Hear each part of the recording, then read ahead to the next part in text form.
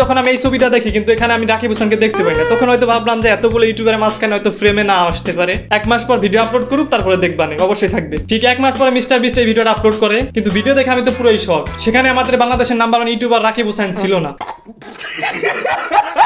কিন্তু হ্যাঁ সেখানে ছিল এশিয়ার সব থেকে বড় রোস্টার ইন্ডিয়ার ক্যারিম মিন্নাতি। तो कैसे हैं आप लोग? যে আগের এই ছবিটাও ছিল। এখন আমি ভাবতেছিলাম রাকিব হোসেনকে কেন মিস্টার বিস্টার ভিডিও তো নিল না। দেখো 1 মাস আগে মিস্টার বিস্টের চ্যানেলে যে ফটোটা আপলোড করা হয়েছিল, সেটার ক্যাপশনটা ছিল এরকম: তোমাদের ফেভারিট 50 জন ক্রিয়েটরের সাথে একটা ভিডিও তৈরি করতেছি। দেখো মিস্টার বিস্ট হয়তো সত্যিটা জেনে গেছে যে রাকিব হোসেন আমাদের ফেভারিট না। দেখো ভাই, এরকমটা হতে পারে যে রাকিব হোসেনের যত ভিডিও আছে সবগুলো হয়তো মিস্টার বিস্ট ইংলিশে ডাবিং করে দেখে নিয়েছে, তারপরে সে সিদ্ধান্ত নিচ্ছে আসলে সে মানুষের ফেভারিট হওয়ার যোগ্য কিনা।